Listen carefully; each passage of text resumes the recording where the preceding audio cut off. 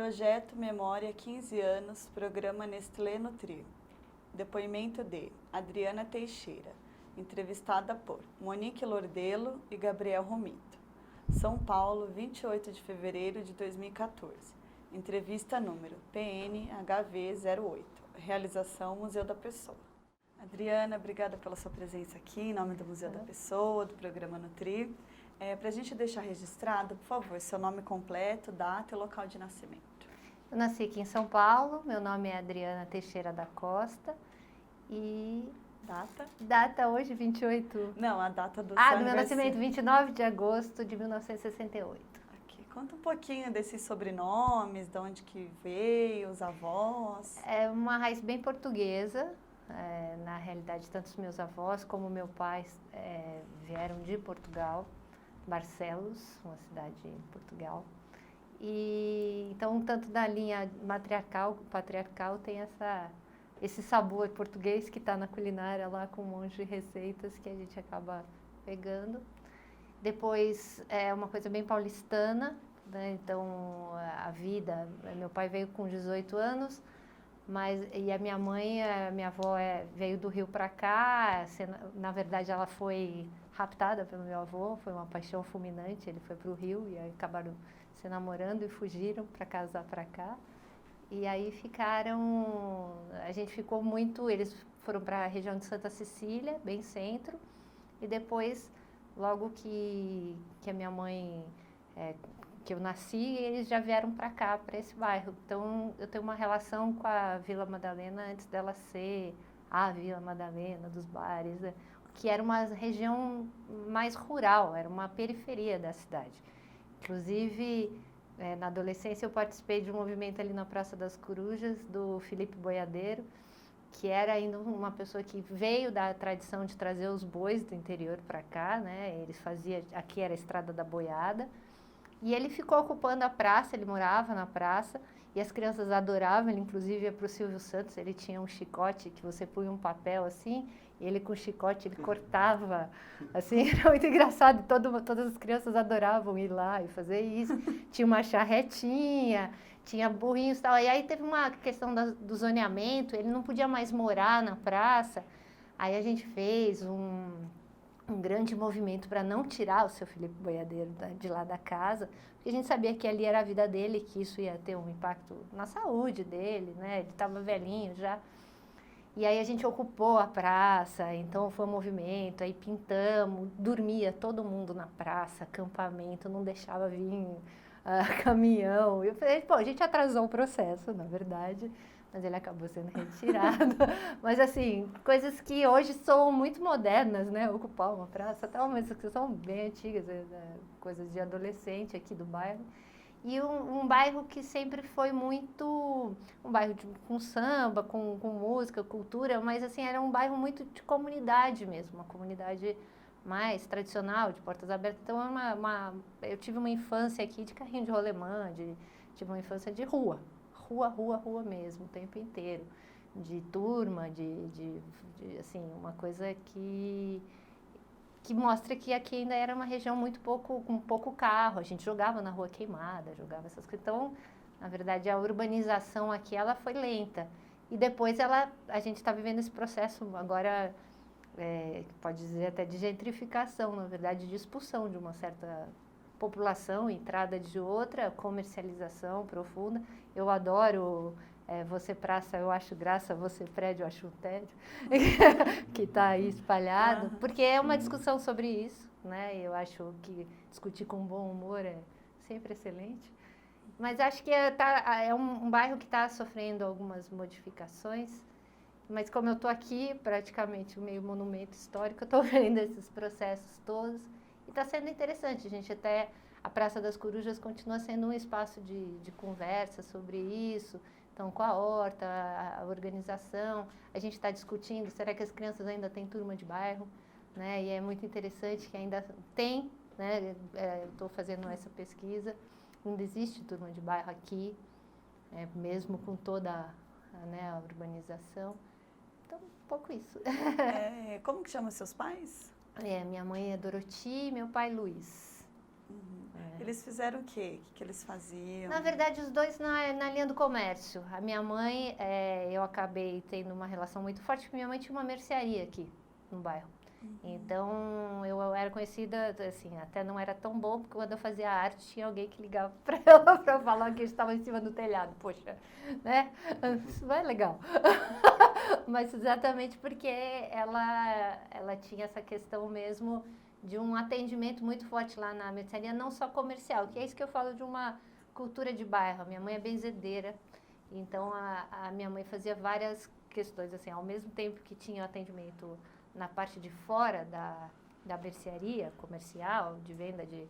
Mercearia vende tudo, né? Então, venda de tudo. Atrás, ela tinha uma pequena cozinha que ela produzia bolos e salgados.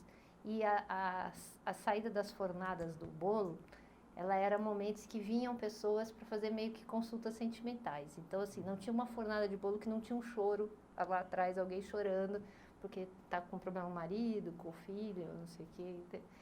Então, era um momento de consulta e é um momento também que ela acabava benzendo, dando alguma coisa. Então, saía o bolo e saía também, aí a pessoa saía de lá, era um atendimento gratuito, como toda benzedeira, mas era um momento de atendimento. E isso fazia com que o vínculo dessas pessoas com a minha mãe fosse muito forte e eu passava a entrar nessa rede de proteção aí, indireta, né? Então, quando a gente estava no bairro aprontando alguma, eu acabava voltando. E o meu pai também é da área de alimentos, de comércio, também trabalhava com isso. Então, é uma linha assim, eu sou filha de comerciantes, né? Você tem irmãos? Não, sou filha única.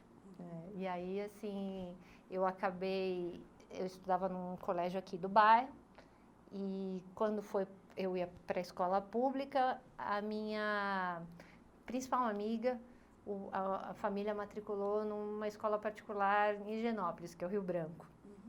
E eu fiquei muito inconformada, porque quando eu entrei para a escola pública, eu tinha que ser de novo alfabetizada. Eu já estava alfabetizada no pré, também é uma coisa que não é muito comum, mas a escolinha pequena era uma pessoa que estudava isso e acabou alfabetizando. E quando eu entrei para a escola pública, como eu faço aniversário em agosto, eu tinha que fazer tudo de novo. E aí eu fiquei muito inconformada com esse processo, porque eu já sabia ler e eu tinha começado naquelas cartilhas lá, eu fiquei irritadíssima. Então não tinha minha melhor amiga e tinha que fazer tudo de novo. Eu me agarrei no portão e falei, não entro, não tem jeito, nesse lugar eu não entro.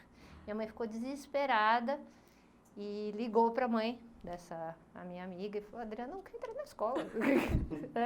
Aí essa mãe falou, olha, vai lá no Rio Branco, que parece que eles têm um sistema de bolsas e não sei o quê, e de repente vai ver que é essa coisa da relação dela com a Célia e tal, que era essa minha amiga. Aí minha mãe foi e conseguiu bolsa para mim. Então foi um processo muito interessante, porque esse bairro extremamente comunitário e, na verdade, de uma classe social mais simples, mais classe média baixa. E eu fui parar no Rio Branco, em Higienópolis, que é famílias tradicionais e outro estilo de vida, né? Outro jeito de pensar a vida, outra arquitetura, inclusive, né? E aí foi assim, acho que é a melhor experiência sociológica que eu podia ter tido, porque eu fiquei até me formar no colegial, no Rio Branco, mas foi uma mudança, porque assim, as festas que aconteciam lá e cá não eram as mesmas, né? Então era muito, muito interessante. E também quando vinha nas minhas festas, é uma galera que se misturava com outra, que né? A minha turma era uma turma da pesada, e eles tinham outros jeitos, né? outros costumes. Então foi muito interessante essa questão da diversidade aí, que pintou graças a quererem me alfabetizar de novo. Ainda bem que eles tentaram, senão era capaz de eu ter ficado no mesmo bairro estudando, né? Mas aí foi eu hoje acho que essa foi uma grande virada para mim, porque foi a partir dessa experiência sociológica que eu, pela primeira vez, saquei que existiam modos de viver diferentes e pude pensar sobre isso, né? Quer dizer, talvez se eu tivesse ficado nesse mesmo ambiente, a cidade, ela parece múltipla, mas ela não é tão múltipla assim, ainda mais o Rio é diferente. Agora eu já trabalhei no Rio. Tem cidades que São Paulo consegue ainda manter os grupos um pouco mais homogêneo, sabe? Ela não é tão tudo junto, misturado, como se gosta de dizer, né? Ela é, aparentemente, mas na convivência ela não é tão mesclada, não. Então, foi bom Conta pra alguns mim. detalhes, né, desse baque que você levou e como é que foi isso ao longo do tempo, né, estudando lá e morando aqui. Na verdade, tinham muitas coisas que eram diversas, assim, desde... Assim, a diversidade ia desde os brinquedos, né, brinquedos muito simples e brinquedos muito mais sofisticados. Eu lembro de um que era um brinquedo ridículo de cores que você apertava, ele fazia musiquinha e você tinha que acompanhar, mas era um brinquedo caríssimo. Então, desde dessa questão de objetos mesmo, de convivência, até formalidades. Eu lembro que tinha um menino na minha sala que ele era o gênio da turma, né? E na casa dele eles só podiam ouvir música clássica, não entrava televisão. E, assim, pra gente era extremamente estranho, né? Porque, por exemplo, música clássica não fazia parte do meu repertório. E uma vez, eu para impressioná-lo, porque ele tinha uma espécie de um grupo muito fechado, uma panela, eu resolvi estudar física e fui o único 10 da sala, além dele, né? E aí ele veio falar comigo, que era praticamente uma coisa assim, né? Porque eu tipo, saí de mortal, né? Entrei para o reduto lá. E aí, assim, era muito engraçado, porque eu descobri que ele, quando ele veio falar comigo, ele estava nervoso, muito nervoso, assim. E eu sou tagarela, assim, né? E ele começou a suar, assim, aí ele tentou pegar na minha mão, falei, meu Deus do céu, o que está acontecendo? Né? E aí, assim, poxa, desmistificou completamente. Na verdade, era uma família, e eu acabei me aproximando deles, e era uma família, e aí, por exemplo, aprendi música clássica, né? Porque foi uma amizade de um território, e realmente a biblioteca deles era uma coisa maravilhosa, assim, era uma família de cientistas. E ele já estava traçado que ele ia ser físico, e ele realmente foi estudar física nuclear na USP. Mas já estava traçado desde pequeno, que ele ia ser físico, entendeu? Assim, eu não tinha traçado o que eu ia ser pela minha família. Tipo assim, se ganhar e sair do comércio, tinha até assim, pô, não vai viver vida de comércio que é muito complicada, tem que ficar todo dia. Mas o máximo era o que não fazer, não assim, você vai ser médica e trabalhar no hospital. Ele não, ele ia ser físico nuclear, ele já tinha bolsa para estudar em outro país. Ou seja, um negócio completamente diferente. E aí foi muito legal, porque eu me apaixonei por música clássica, depois fui fazer piano, então coisas que talvez não tivessem no meu repertório de experiências, de valor, né? Tipo, se eu ficasse aqui, eu ia estudar cavaquinho, por exemplo, porque tinha uma turma de cavaquinho aqui de samba muito bom, e eu convivia também com uma galera que era filha deles, que eram músicos que tocavam cavaquinho. Então, assim, são tradições, né? Então, quer dizer, música e música, mas diferentes culturas musicais. E eu acho que é legal porque eu abri uma paleta, uma paleta de cores, né? Então, da mesma maneira que eu hoje adoro chorinho, eu sei apreciar uma música clássica. Então, a introdução dessa diversidade eu acho bacana, porque você fica com modos de vida diferentes, sabores diferentes, né? Então, eu lembro festas onde as comidas que eram feitas, tipo, estrogonofe não era uma coisa tão pop, né? Nestlé depois né, divulgou o estrogonofe. Mas, assim, eram sabores diferenciados, bife feito com certos molhos, né? A própria louça, né? E a etiqueta à mesa. Então, por exemplo, uma outra amiga que eu tinha, ela era milionária rebelde. E ela, na verdade, assim, a mãe dela resolveu educar ela à mesa através de mim. Então, a mãe dela, eu chegava antes ela nem avisava a filha que eu cheguei, porque a filha ficava trancada no quarto escutando uns rocks transcendentais que a mãe detestava. Ela me fazia uma aula de etiquetas ali na mesa, porque ela falou, bom, quem sabe as duas se relacionando, a minha filha, entendeu, vira civilizada. Então, essas coisas assim, né, que totalmente... E aí já na época da adolescência, mas é uma coisa que ela, antes de me anunciar, eu tinha que passar por ela, porque ela me achava uma menina muito educada. Então ela... E a Célia continuou? A Célia continuou, depois ela foi para o Porto Seguro, ela mudou de escola, eu acabei continuando no Rio Branco. E a gente depois né, foi se perdendo no processo da vida, né? Tanto que eu acho que assim, a revolta por aprender o alfabeto foi pior do que meu amor a ela, mas, mas a combinação das duas coisas foi super efetiva para uma mudança de destino, né? Claro que porque minha mãe bancou me levar, né, todo dia para lá, ou seja, se não fosse minha mãe bancar esse destino, eu não ia conseguir fazer, né? Mas minha mãe sempre foi muito solícita aos meus devaneios, assim, tipo, teve uma época que eu enfiei na cabeça que tinha que aprender saxofone.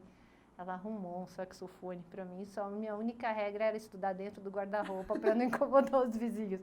Não foi muito bem sucedida, porque depois de alguns tempos estudando dentro do guarda-roupa, eu não me senti assim com grandes horizontes tocando saxofone.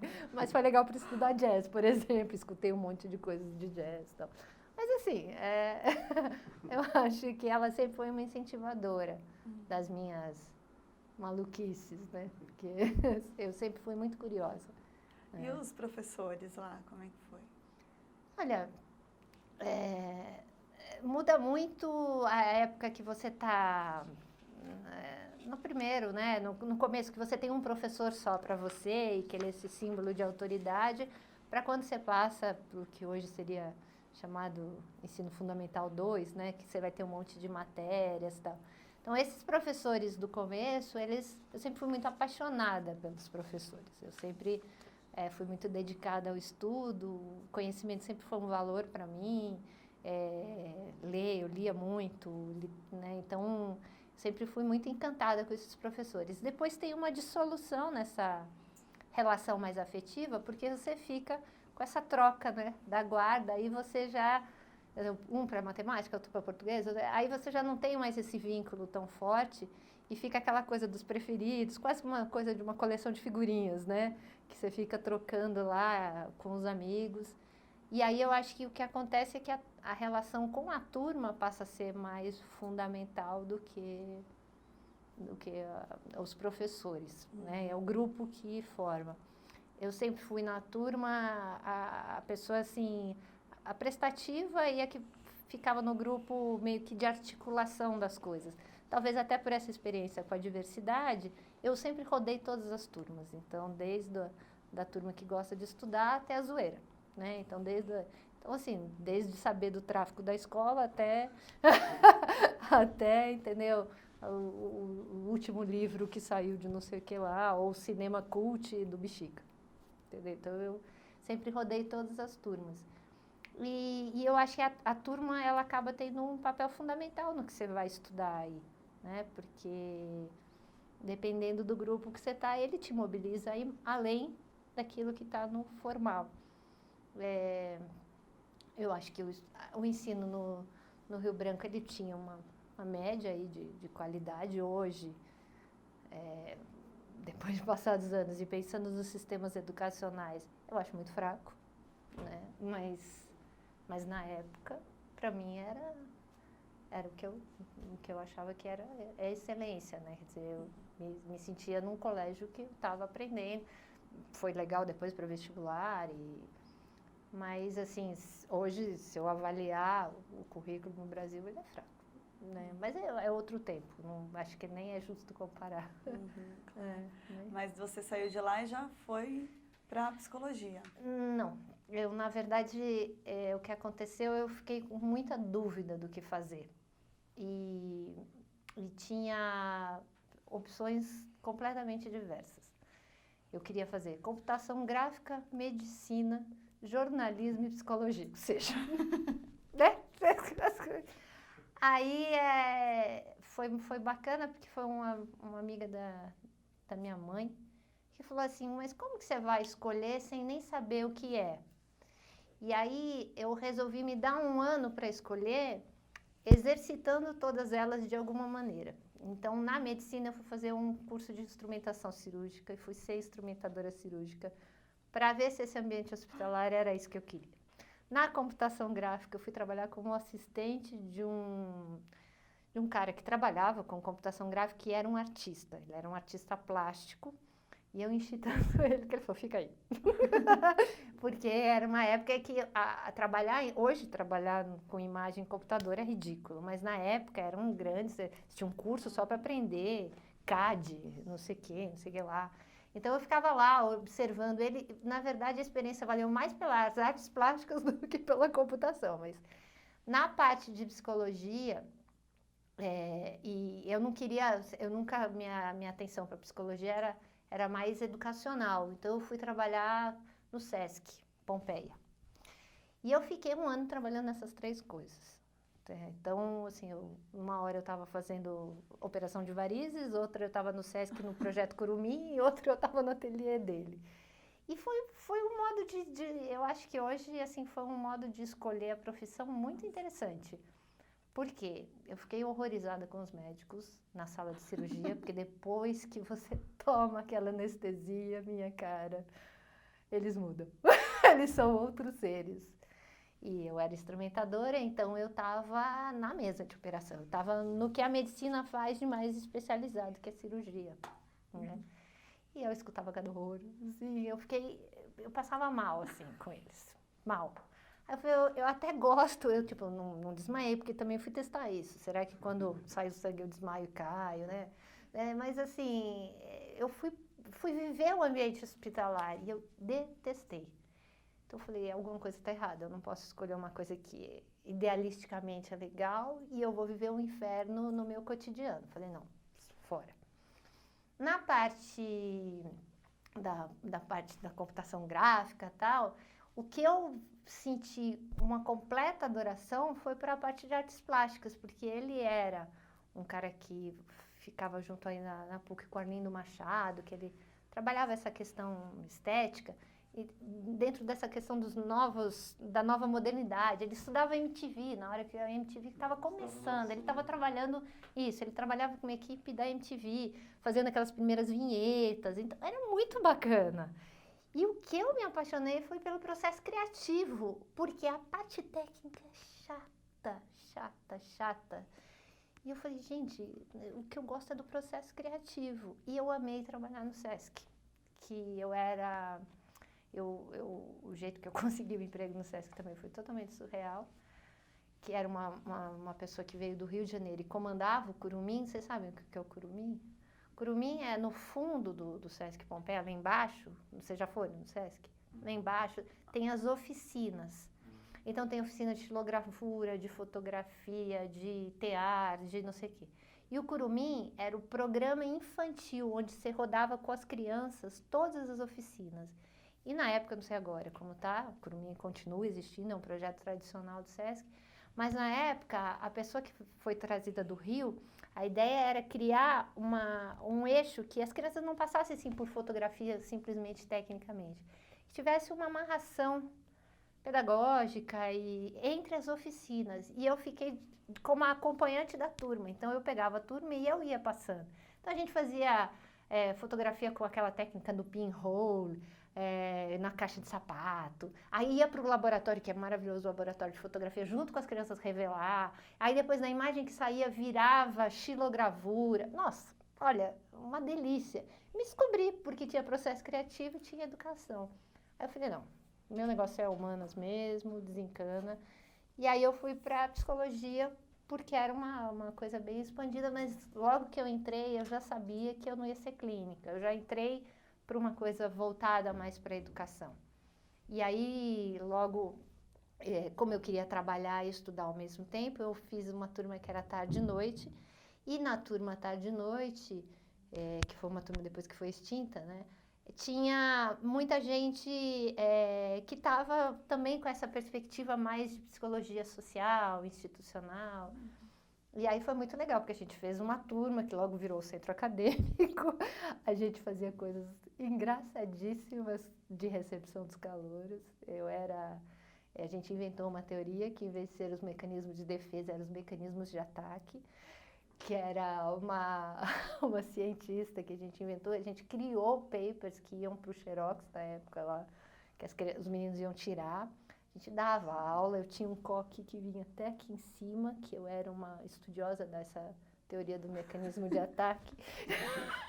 Gente, era tão engraçado.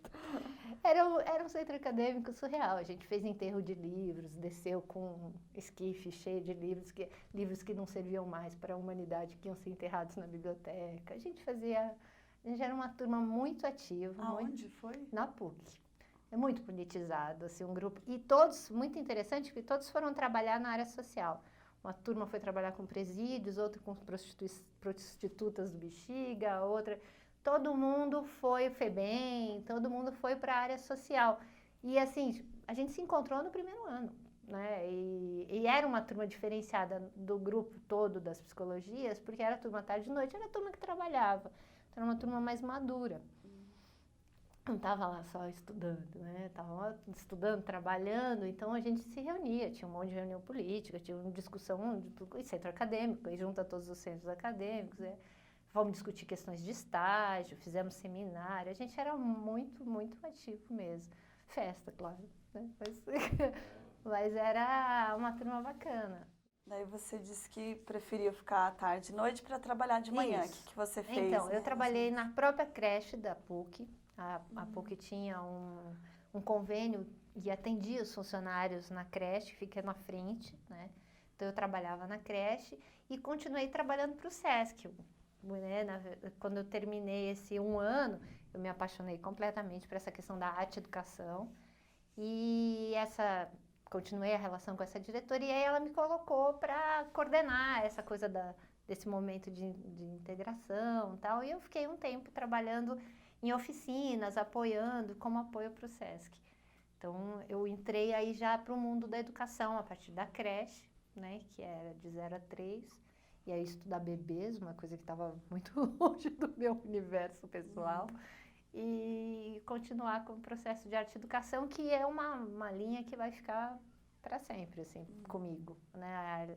Ali desperta uma coisa que depois eu vou dar continuidade, inclusive o projeto de memória que eu fiz com o museu, é uma memória da arte-educação, que a gente entrevistou, usou a metodologia do museu para entrevistar arte-educadores que fundaram, que foram vitais para o Brasil, né? Então, foi muito bacana. Então, é uma coisa que vai me acompanhar aí. Daí você formou... Aí o que acontece é o seguinte, esse engajamento de centro acadêmico e tal me levou para uma área que tem na PUC, que é o Núcleo de Trabalhos Comunitários. A PUC tinha um setor que estava vinculado nas redes de pastoral da criança e do adolescente. Foi uma época muito efervescente, porque a época da defesa dos direitos foi o Estatuto da Criança e do Adolescente. A gente entrou, eu fiz parte de todo o movimento que construiu o Estatuto, porque o Estatuto ele não foi simplesmente de cima para baixo, era uma questão de participação. As crianças escreviam que direitos eles queriam, a cidade inteira estava mobilizada pela pastoral, e a gente foi com o Movimento Nacional de Meninos e Meninas de Rua para o Congresso, com as crianças, foi muito legal. Eles tinham câmeras de papelão para filmar, foi muito legal, foi uma época muito rica, assim, de participação social. E eu me engajei nisso tudo, o núcleo acabou me puxando para trabalhar. Eu fui eleita junto com a coordenadora do núcleo, porque aí eu entrei na luta, entrei em 2 movimentos, o movimento da criança e do adolescente, e entrei no movimento de luta pelos cortiços, né, que eram movimentos organizados sociais.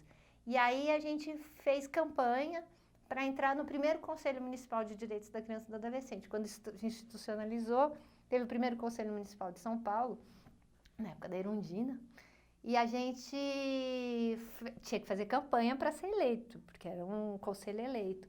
Então, eu fui para a Câmara e eu fui eleita. Então, eu entrei junto, representando a universidade, eu aluna, ela professora, a gente entrou como representante do Conselho Municipal. Isso foi muito legal, porque foi a primeira vez que eu tive a dimensão de cidade e de política pública. Uma coisa é você estar numa ação micro, numa creche.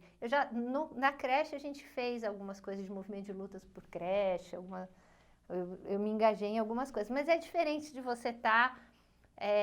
o Conselho Municipal, ele deu uma dimensão de todos os setores, porque você ia discutir toda a política da infância. Então, você ia discutir a partir de representantes, porque metade de sociedade civil, metade de governo. Então, ali você tinha representantes das secretarias todas discutindo a questão da infância.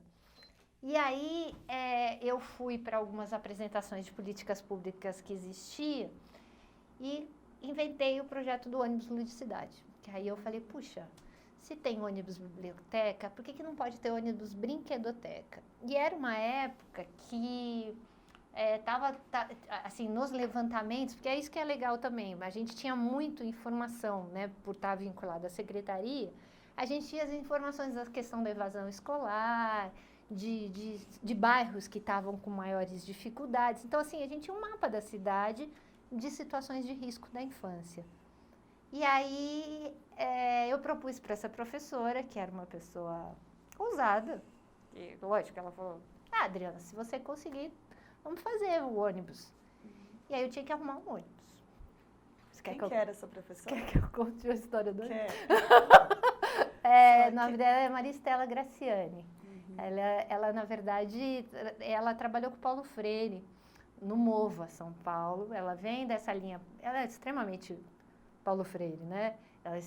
O Paulo Freire ia lá no núcleo, fazia palestra, conversava com a gente ia na casa dele. Era um grupo muito forte e ela tinha essa questão da alfabetização de adultos e estava engajada até o último fio de cabelo, né, nesse movimento da infância pela pastoral. E aí, assim, eu fiquei com essa coisa na cabeça, eu preciso arrumar um ônibus e assim, como é que eu faço isso? E aí, assim, eu participava na época do grupo Tortura Nunca Mais, com a Dona Helena. Dona Helena, é assim, porque o que acontece? O movimento social são sempre as mesmas caras na Câmara Municipal. Assim, na hora, tem muita gente na rua, mas na hora de dar a legislação, é praticamente uma família. Oi, tudo bom?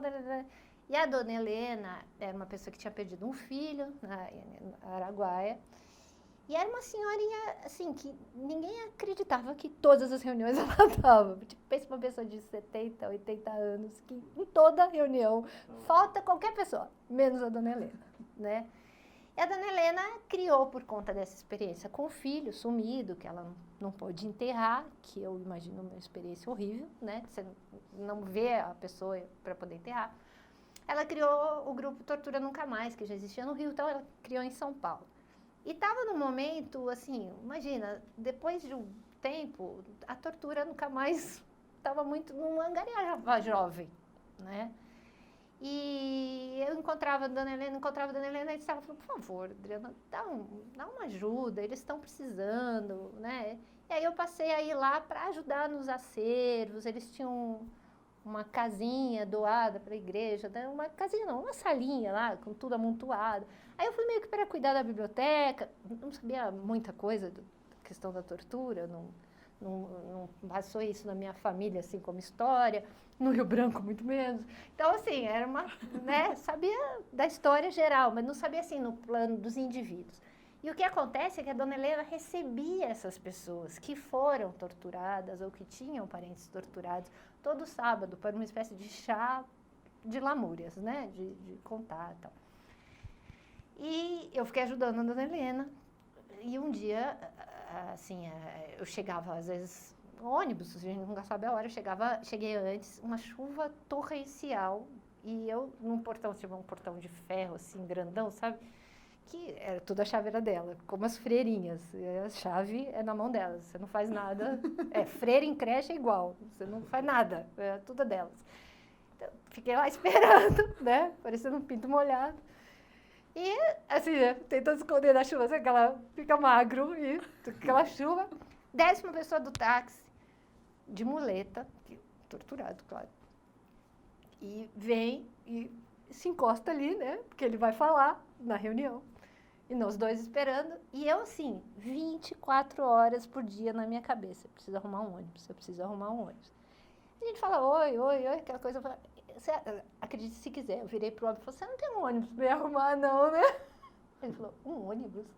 Tipo, pra que você quer um ônibus? E eu fiz isso que eu tô fazendo com vocês, eu fiz uma cachoeira. Contei a história toda. Aí ele terminei, ele falou, Acho que eu tenho.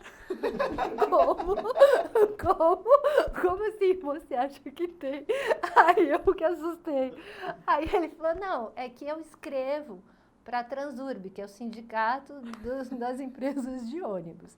E tem um dos grandes empresários de ônibus que eu acho que vai se comover com essa história. Olha, vocês podem não acreditar, em uma semana eu tinha um ônibus. Uma semana. Ele me ligou e falou, tá aqui o ônibus, pode vir retirar. Bom, aí é o seguinte, uma coisa é você falar, vai lá, faz o projeto, a outra é você ter um ônibus. Quem disse que a universidade queria receber o ônibus? Aí, quem disse que tinha alguém com carteira de motorista D para tirar o ônibus da garagem? Que tinha que ser um motorista profissional. Aí foi, eu quero ver, mas aí foi desdobrando. Aí você arrumou um ônibus, Eu não é possível que você não vai arrumar ou seja, uma coisa é você idealizar, mas a outra é você ter o problema. Porque depois da ideia, você tem o problema. Não é que depois da ideia você tenha um projeto, você tem um problema. Eu tinha um problema do tamanho de um ônibus, ainda o desgravado era verde e amarelo. Assim, eu falo, gente, um brasileirinho ainda. Aí depois de muito custo, acho que demorou um ano para a PUC aceitar o ônibus. Mas a gente chorou, conseguiu uma garagem, aí tiramos todos os bancos, aí a gente adaptou e fez o ônibus, e a ideia do ônibus era ir como brinquedoteca, só que é lógico, eu não me contentei em fazer o que as bibliotecas faziam, ir lá, empresta brinquedo e sai. Já virou um projeto de desenvolvimento comunitário, já tinha que preparar gente para montar a brinquedoteca local, já tinha que construir a casa da brinquedoteca. Aí já era um plano desse tamanho gigante, mas que foi o que me levou para a Choca.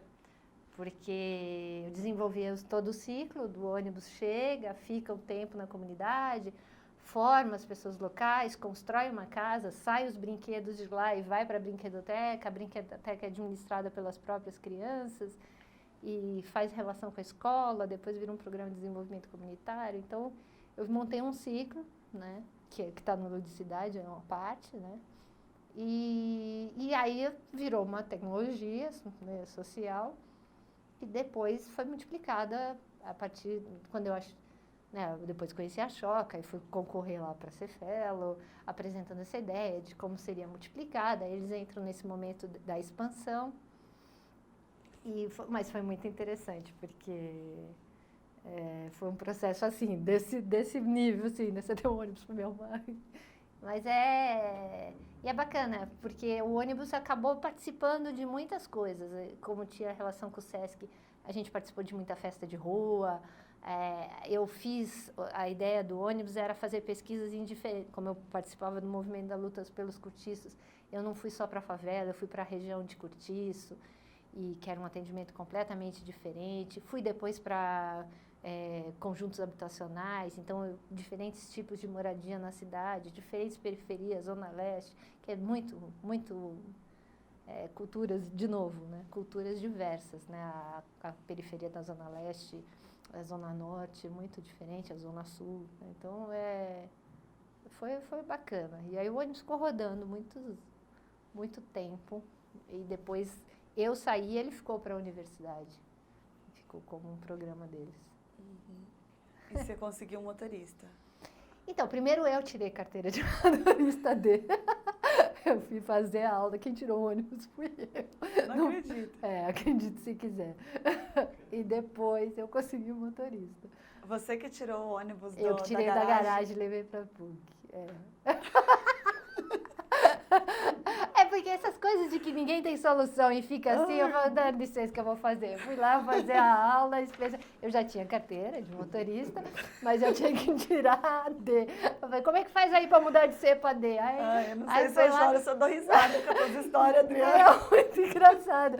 Não, imagina, que a sensação de dirigir ônibus é muito engraçada, parece que você tem uma bunda gigante, né? Porque o problema é um negócio gigante lá atrás, né? E eu falei assim, eu não vou dar certo assim dirigindo todo dia, mas pelo menos para alguma emergência. E aí eu tirei. Eu falei, o povo está muito lento, a gente vai acabar perdendo, porque tem isso, né? O cara dá, você acabou de pedir, você ganha, você vai ficar o quê? Deixar lá 3 meses parado, um ônibus doado, alguém vai pegar, né, cara? Não tem... Não, o ônibus tem cenas surreais.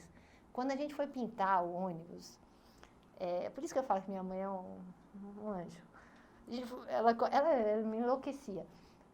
A gente, lógico, não tinha grana para pintar por dentro. Então, eu tinha um amigo desses que trabalhava em presídio, que fazia parte lá da psicologia, que eles trabalhavam com alfabetização de presos, que nas horas vagas era um faz-tudo. O cara consertava a televisão, pintava a casa, era um faz-tudo.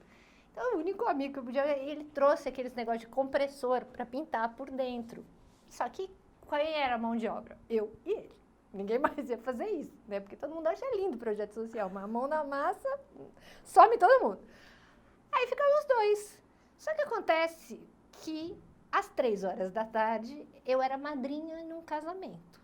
Você já tinha pintado com compressor? Nunca, nem eu. Ele até tinha falado, Adriana, esse negócio vaza, é legal a gente pôr uma máscara. Então, a gente não tinha máscara profissional, a gente simplesmente amarrou um lenço aqui. Lindo isso. Gente, quando eu tirei, eu não só tinha toda a sobrancelha pintada de amarelo, como aqui dentro do nariz era tudo amarelo. Quem disse que isso saía? 2 horas da tarde, às 3, eu madrinha. Primeiro que já estava todo mundo louco, porque eu já estava atrasada, né? Bom, imaginem a cena. Eu em cima do altar, do lado da noiva, de nariz amarelo por dentro, sobrancelha amarela. Lógico, na pressa, um sapato preto de cada estilo, porque eu tava com de um pé e outro de outro, e cabelo molhado. Assim, na hora que eu entrei, a noiva não conseguiu, ela saiu, começou a rir.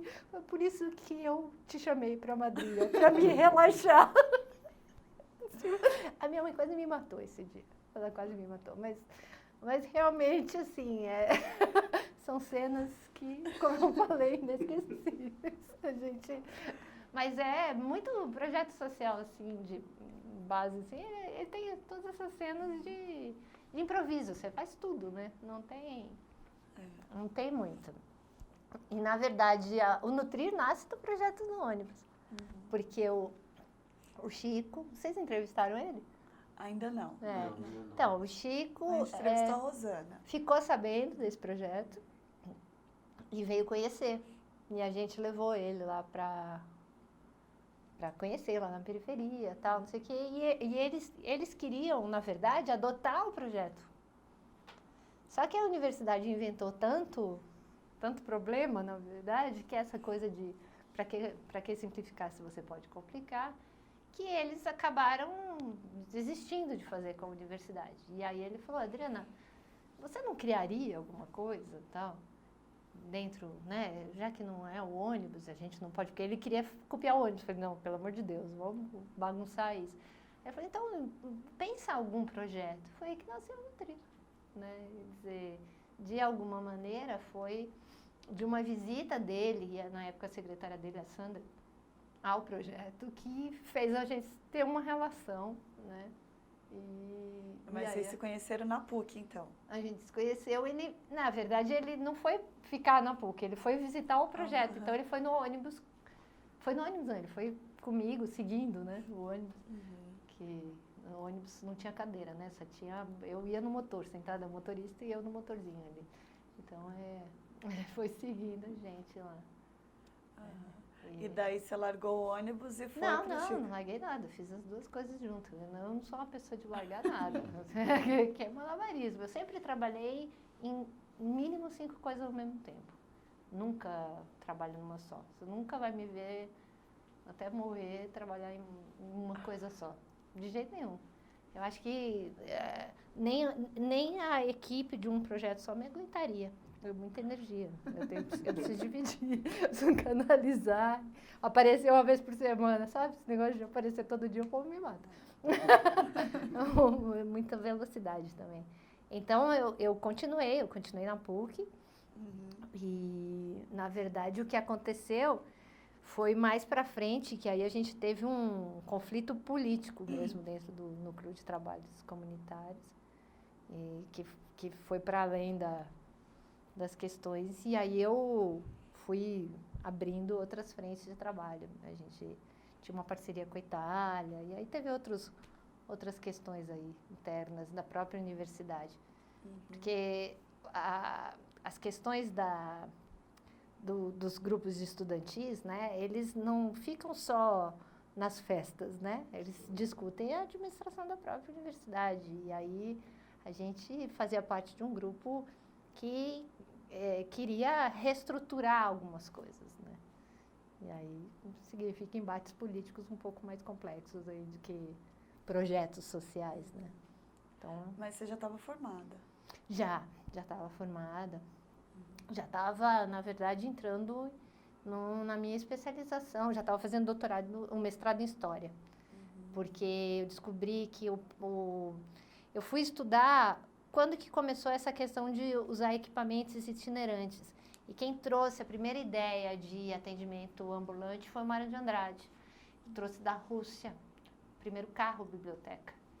Então, a Rússia foi a que começou com esse processo, acho que em 1920 e poucos, e o Mário, quando ele assumiu o Departamento de Cultura em 1932, que eles cuidaram, na verdade, da cidade, das políticas públicas na cidade, ele criou o carro-biblioteca. E eu fui fazer um mestrado estudando o Departamento de Cultura e a questão, o que é você ter um equipamento de atendimento que anda na cidade? O que isso significa? Que é muito diferente de você ter uma casa, você tem um carro, né? O ônibus é um carro, né?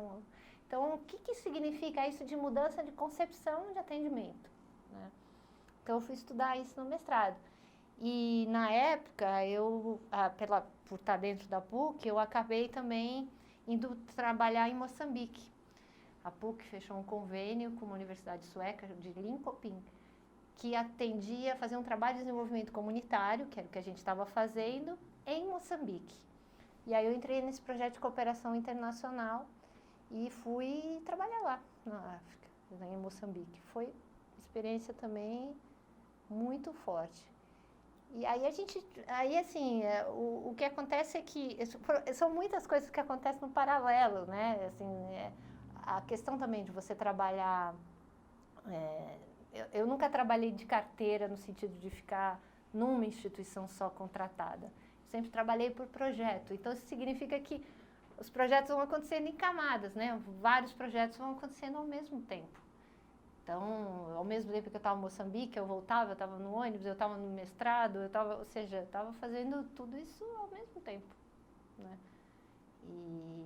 E lá na Nestlé, eu já tinha trabalhado antes com o Instituto Social, né? Que lá é a fundação. Eu tinha trabalhado para o Instituto CIA. Na época que a gente foi construir a casa, a gente não tinha material de construção.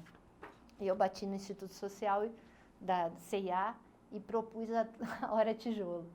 Eu trabalho para vocês me pagam em tijolo. E o Martinelli, que é uma figura do setor, ele falou, tá bom, eu topo. O que você vai fazer? E foi quando a gente criou o voluntariado da CIA. O programa já tinha, né? Mas ele não estava institucionalizado. E aí eu já tinha essa experiência de voluntariado empresarial pelo Instituto CIA. Então, quando eu fui para a Nestlé, eu já estava no mercado, vamos dizer assim, formalizado do terceiro setor, que estava nascendo na formalização desse mercado, não estava como está hoje. Mas ele já estava nascente, né? Tanto que esse voluntário da CIA, o voluntariado da CIA, virou capa da revista Exame, foi a primeira vez que isso deu um boom, né? De voluntariado empresarial. E aí foi muito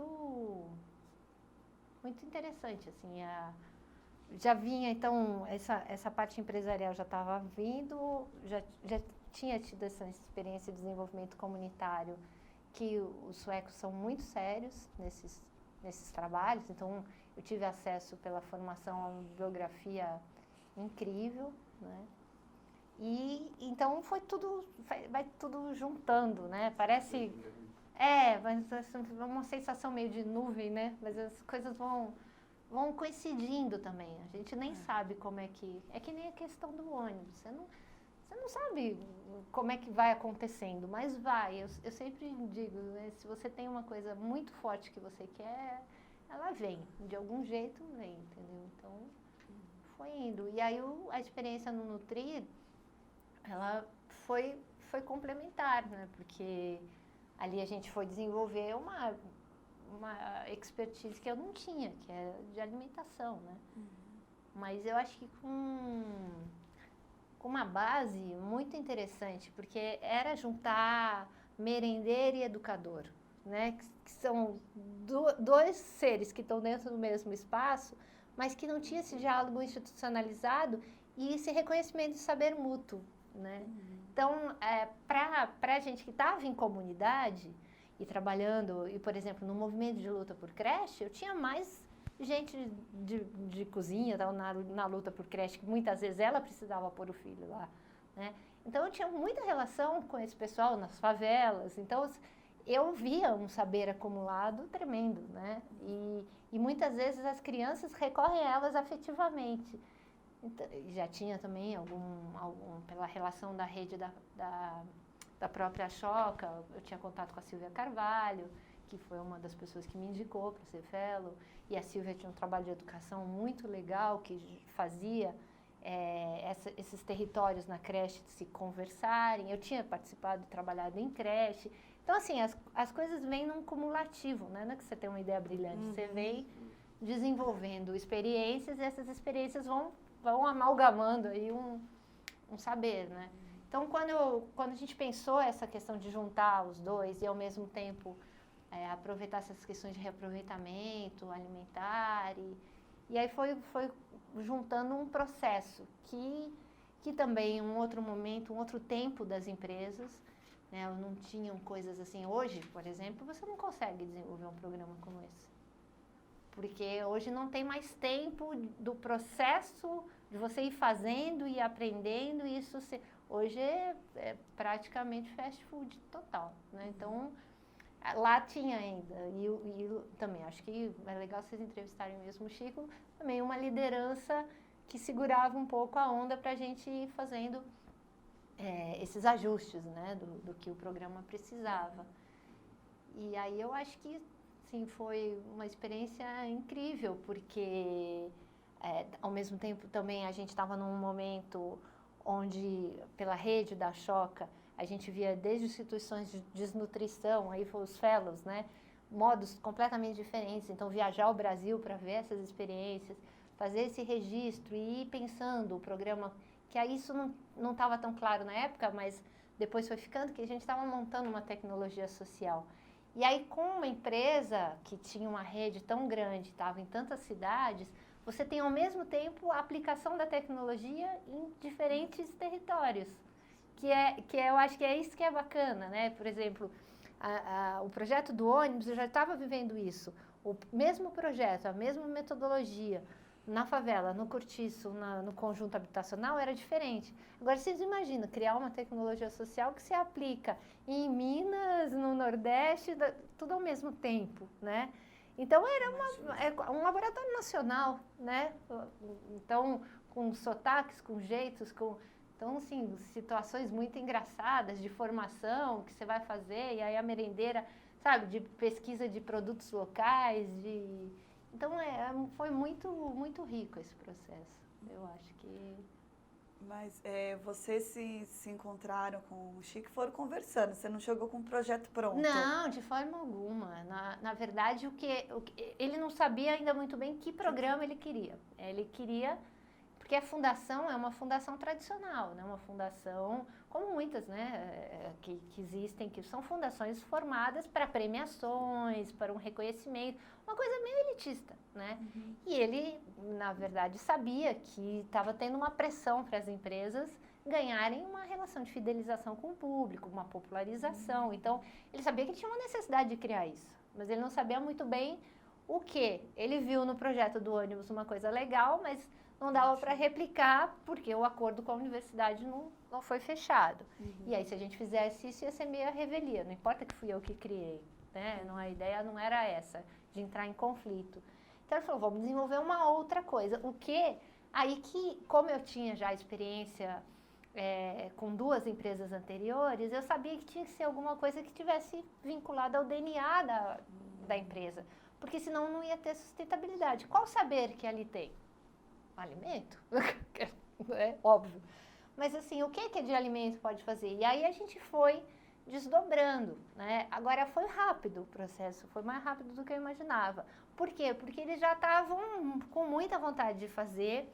Eles tinham na época uma agência muito interessante, inclusive a pessoa que criou, que também talvez fosse legal vocês verem os logos, as imagens, é uma grande amiga minha hoje, né? Ela trabalhava na Norton na época e ela era a que respondia a conta, a pessoa que respondia pela conta do Nutrir. Ela rapidamente sacou, então já veio, porque a imagem, a construção da identidade ajuda muito nesse processo. Hoje, eu sempre trabalhei muito na minha construção, eu sou esquemática, eu sou de desenho, né? Eu faço desenho, não sei o que, mas eu não tenho habilidade nenhuma nesse aspecto. Mas eu tenho essa questão da síntese visual. E ela foi perfeita, porque eu acho que aí, sim, tem uma criação coletiva, porque tem essas diferentes expertises. A gente podia ter uma pessoa que não nada a ver, né? Mas ela foi criando uma identidade que tinha a ver com o processo. Ela já atendia a conta da Nestlé de literatura, né? Quem que é? A Bia Fioretti. Ela é muito legal. Hoje ela está num projeto social maravilhoso. Assim, nosso encontro aí foi mágico. Hoje ela está trabalhando com parteiras no Brasil inteiro. É muito bonito. Mas assim, ela é uma pessoa que tinha sensibilidade para isso. Então, quando a gente foi se juntando, esse programa foi sendo lançado. Lógico, cara Nestlé, com eventos, cantores, aquelas coisas, né? Eu lembro, então, eu fotografada com Chitãozinho e Chororó, devia ter trazido essa, que eu não achei.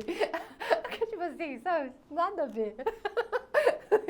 Eu sou fã do Chitãozinho, mas era muito engraçado. Que é a cara da Nestlé, né? E aí a gente foi... Eu acho que também tem muito da relação com essas mulheres que estavam lá na ponta, né? Eu acho que a mão das merendeiras e os processos foi muito forte. Quando que dá o start de trabalhar com as merendeiras? Não, já nasceu, assim. Ele já nasceu com essa relação de reciclar, de trabalhar esse duplo lado. Porque se a gente ia trabalhar com alimento, a gente tinha que trabalhar diretamente com elas. Mas como eu tenho um forte viés da educação, então como juntar esses dois? Porque ia ser um programa para elas, né?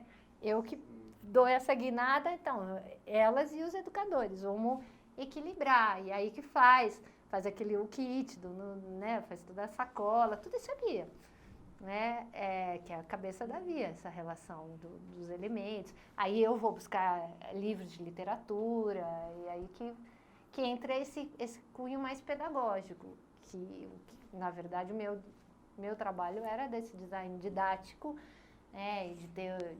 e de formação dos voluntários, porque eu precisava de coisas que fossem simples para que os voluntários pudessem engajar, porque também tem uma diferença, hoje um funcionário de uma empresa não consegue mais sair o tempo que ele conseguia no começo do voluntariado. No começo do voluntariado, essa flexibilidade de horário, hoje eles estão trabalhando por 2, 3. Então, eles não têm mais tempo, não existe mais essa, né? Ficou muito mais denso, muito mais difícil de você tirar. Na época, não. Na época, eles entravam no processo criativo. A gente tinha formações na Nestlé, ficava 2 dias, gerente, gente de fora, a gente ficava mergulhado, fazendo, cantando, brincando, lendo história, fazendo receita. Vocês entrevistaram a Ana Maria? Ana Maria é uma figura, Ana Maria é uma delícia, ela, entendeu? Ela é uma... Então, assim, a gente ia para aquela cozinha sofisticadíssima deles, né? Com fogão, né?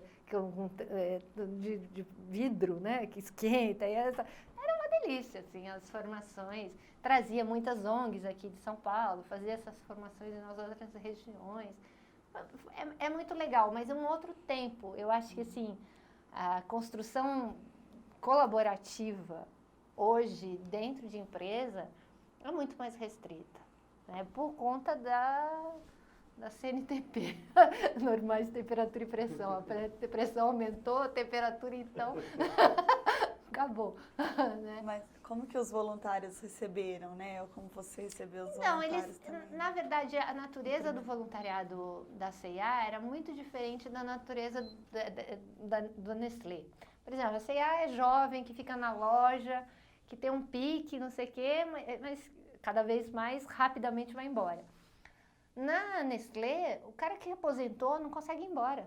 Eu tinha voluntário aposentado que ele vinha porque ele precisava estar na empresa. Tipo assim, da mesma maneira que o meu amigo já tinha o destino traçado, que ele ia ser físico, tem pai que fala, você vai trabalhar na Nestlé. Era uma família, entendeu? Era praticamente, então, isso para voluntariado é excelente, porque ele vem com família no sábado para a creche. Vem ele, a mulher, os filhos. É uma coisa assim, e é uma cultura muito forte de duração, né? Pode ser que hoje também, com a reestruturação, já tenha mudado, mas era muito, na época que eu trabalhava com eles, era muito bom isso, porque eram pessoas que vinham de diferentes setores, mas que estavam ali totalmente entregues àquilo, quase como se fosse na igreja, sabe? Assim, o grupo da comunidade, eles eram um grupo da comunidade Nestlé. Então, pessoas muito apaixonadas pela marca, extremamente engajadas nas atividades sociais e que viam ali puxa, que bom que está acontecendo aqui, entendeu? Então, a gente tinha uma fidelidade aos encontros, uma coisa assim que era incrível. E eles participavam mesmo, né? Então, e essa coisa de trabalhar, e aí eu sempre trabalhei com lúdico, né? Ele é muito bom, porque, sei lá, tá lá no escritório, né? De repente você tá brincando, você tá jogando, você esquece. Então, eles falavam mesmo que era um momento terapêutico, porque entrava, né? Você vai lá discutir, brincar de casinha, fazer, pensar em jogos, é muito bacana, né? Então, e a gente tinha que criar estratégias didáticas para passar esse conteúdo, né? Que era um conteúdo nutricional, com vídeos. Então, tinha personagens, então, eles adoram. É um momento mesmo de lazer, né? Então, tinha uma adesão muito grande. Que também, eu acho que hoje, as estruturas das corporações também alteraram isso, né? Você não tem mais nem tanta estabilidade, né? Se você for ver, o turnover das empresas mudou muito, né? Como que eram formadas as formações mesmo? Quem que te dava a ideia? Vocês construíam juntos essas ideias? Hoje a gente vai fazer tal coisa, né? A gente criou um roteiro, na verdade, o que a gente tinha? A gente tinha a base da pirâmide, né? Que eram os elementos. Você chegou a ver aqueles vídeos que tem na sopa treina, com as musiquinhas? A gente foi buscar o material. O que a gente fez? A gente fez uma curadoria de todos os materiais que existiam falando sobre isso. Então, tudo que era literatura infanto-juvenil que falava sobre alimentação, tudo que era vídeo, programas. Aí a gente fez uma análise qualitativa e com isso a gente gerou um material base, né? Então, por exemplo, você vai falar sobre a questão gordura faz bem ou faz mal? Aí tinha um vídeo de uma mulher vestida de bolo. Você precisa ver esse vídeo. É muito engraçado. Mas como tem nome esses vídeos? Tem. São os Nutriamigos. Os Nutriamigos. Eu não sei se eles têm lá ainda. Mas aí o que a gente pegava? A gente pegava esses conteúdos... São ótimos. Gordura faz bem ou gordura faz mal? Você vai saber agora quem sou eu, afinal. Aí ela vai cantando, né? Aí ela vai falar que ela ajuda as proteínas a passar pelo corpo. E ela vai contando o que ela faz bem, o que ela faz mal. E ela é um bolo. A mulher é uma gordinha vestida de bolo, assim, é muito engraçada. Você passava isso, já quebrava a turma, porque era um mau jeito de passar o conteúdo, de ver já completamente diferenciado.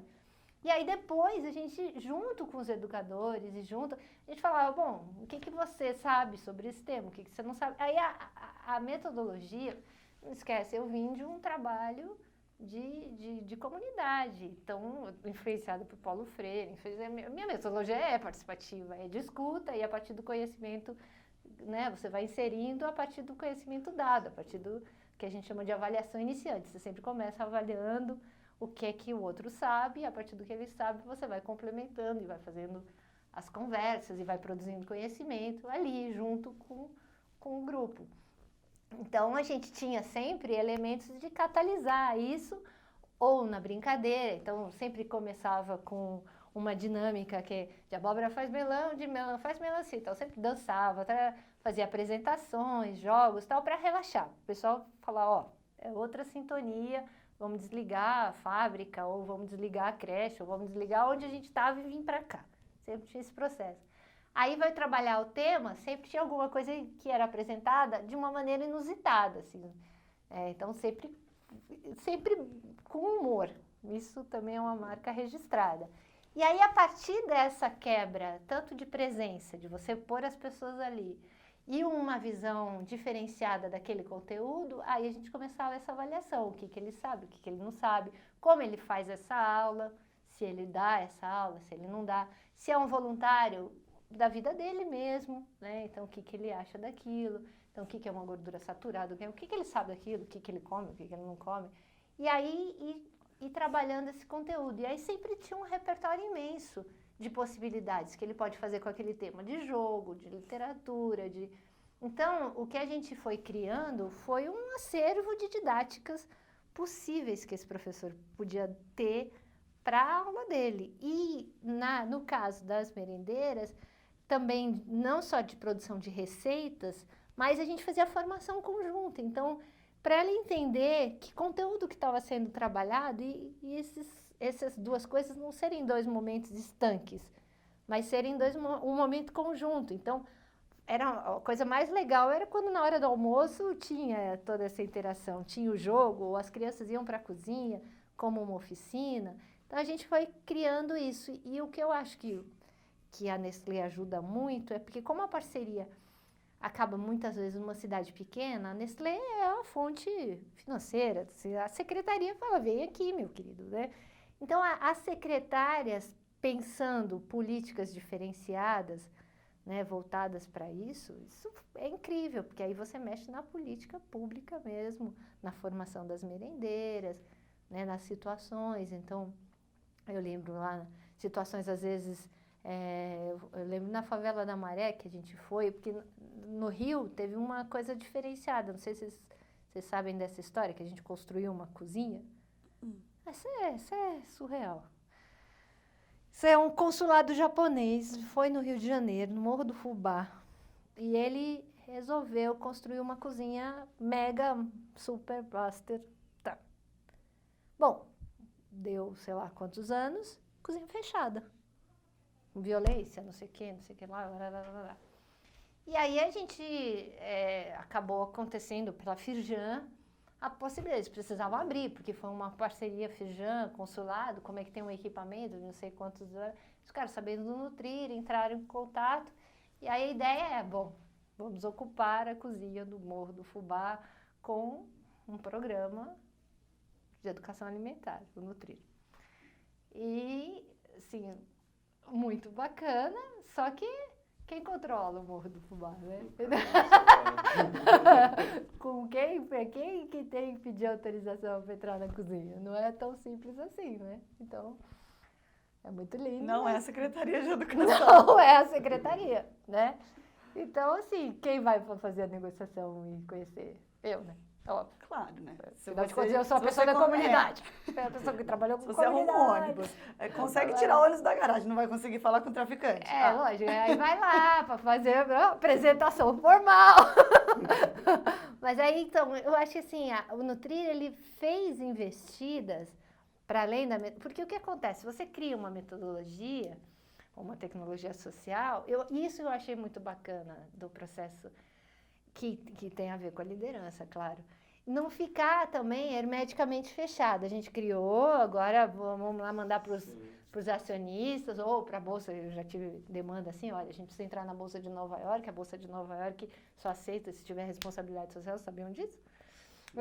Então a gente precisa de um programa social, né? Então, assim, cumpriu todos os protocolos, beleza, mas, na verdade... No caso desse programa, ele não estava só cumprindo protocolos. Ele foi chamando gente, entendeu? Que era do setor. Na hora que ele faz a viagem do cardápio de soluções, ele conversa com pessoas do setor. Ele traz uma pessoa que estava vinculada ao ministério, que trabalha com isso há muitos anos. Ele vai falar sobre a questão da produção dos alimentos. Assim, muito engraçado quando o Moura vai conversar na fábrica que trabalha produzindo papinhas, como introduzir orgânicos nas papinhas do Nutrida, da Nestlé. Assim, são coisas, a gente foi fazendo diálogos que estavam totalmente fora do esquadro de um programa fechado, era um programa aberto. Então, ele de repente tem uma demanda dessa cozinha, ele topa ir lá ver o que é, dá para montar, não dá para montar, vamos tentar fazer uma parceria. Aí ele vai buscar gente da região, a gente fez uma parceria com uma pessoa que cuidava, estava vinculada com doação de alimentos dentro de um sacolão, sabe, do Rio de Janeiro, que pegava essas doações do sacolão e fazia todo um trabalho com mulheres e empreendedoras. Então, assim, ele não ficou na caixinha, ele não criou um modelo só de marketing social. Ele realmente estava interessado em fazer essa discussão do que era essa política pública. Depois entrou as questões de obesidade, então, de responder às pesquisas, porque eles têm muitos acessos aos médicos, né, que trabalham com essas questões. Então, a gente conversava com diferentes setores, a gente não era uma célulazinha fechada, era um processo pulsante. Eu acho que essa é uma riqueza que não é para qualquer programa, por isso eu tenho muito carinho por esse programa, porque com ele, não só a gente teve nacionalmente a possibilidade de ver uma política funcionando, e eu acho que teve secretarias que a gente teve impacto forte no modo de ver as merendeiras, no modo de formar, no currículo de formação delas, né? No modo de operacionalizar o atendimento, por exemplo, as crianças não serem servidas, mas as crianças se servirem. Então, assim, eu acho que aí não aconteceu aconteceu na rede, e isso é incrível, né? E no caso montar experiências dessas cozinhas experimentais, ele testou esses outros, que se a gente pensar, tá fora do modelinho, mas eram ousadias, né? Eu digo assim, ainda é num momento que dava para fazer essas entradas e testar, né? Então, eu acho que isso é impagável. Você acha que o nome da Nestlé também ajudava?